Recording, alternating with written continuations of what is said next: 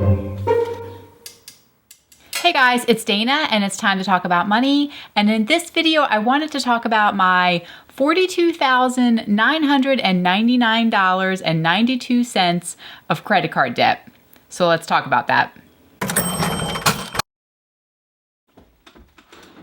right, so this is actually my framed credit card pieces. So I made the sign, debt is normal, be weird, and I cut them all up and I have scissors on there and I just rearranged my office space so I was able to hang it behind me. So here it is. Okay, so I got my very first credit card either at age 16 when I started working or age 18 when I went off to college. I can't remember.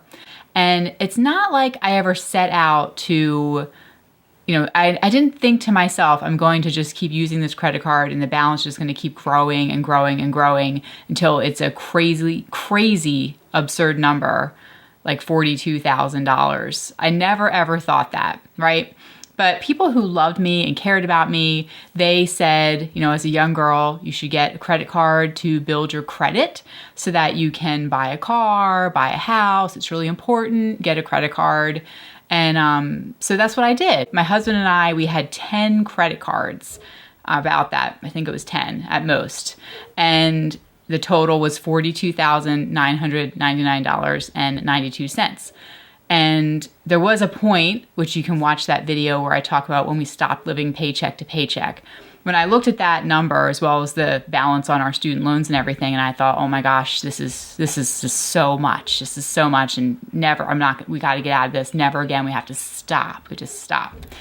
And so we stopped and started paying it down, and so now we have no credit card debt. And I hate credit cards so much because we had so much debt, and I felt like I had it for so much of my life. I carried those credit card balances.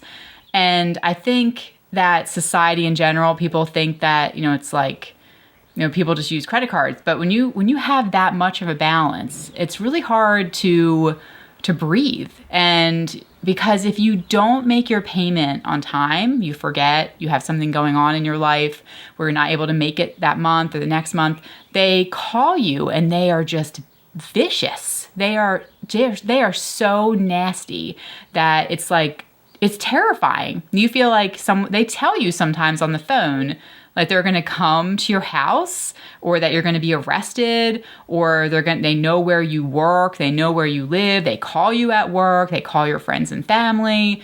And I've had them call me in my past because I've missed a payment or whatever, or I have received repeated phone calls because credit card companies had the wrong number and I was not the person they were looking for. But I know what it's like, even calling to cancel your credit cards.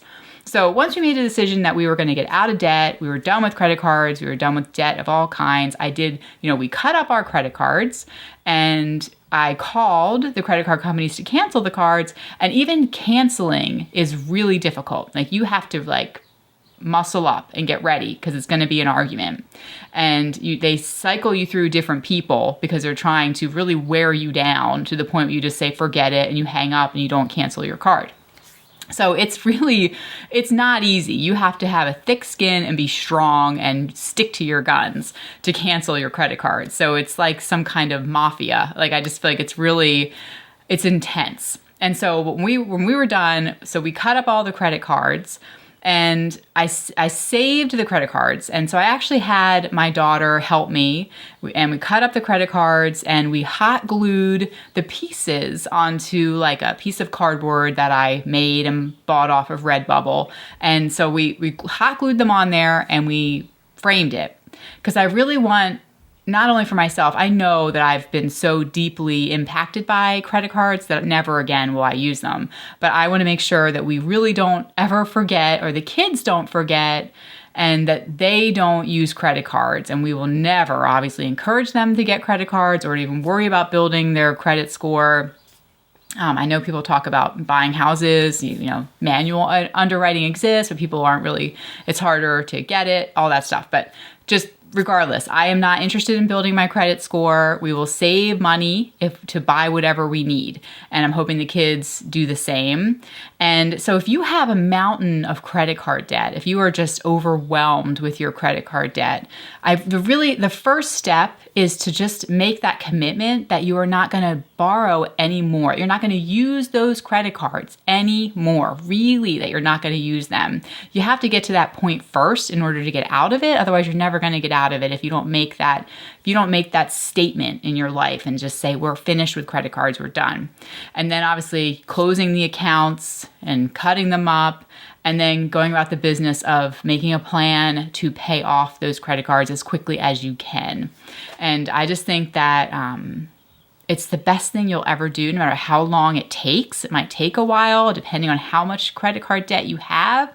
But I think it is like one of the most evil forms of debt is credit cards, because they have spent millions, maybe billions of dollars figuring out how to get you to use credit cards, how to get you to carry a balance. I mean, they have done their research. If you think you're going to outsmart them, I just think that's ridiculous. I really do. I mean, coming up with all these reward programs that they have, that in itself is a way that they get you. And I just think that it's just the worst. It's the worst, the credit card industry. And like I said, because they are so abusive, even though a lot of times they really have no right to be, and it is against the law what they do, but they don't care. And they are so abusive if you don't pay them back. And so it's almost like selling your soul to the devil when you're using credit cards. And I just can't stand them. So I highly recommend, as you're getting out of credit card debt, or when you finally reach that point when you've paid it off, you're never going back.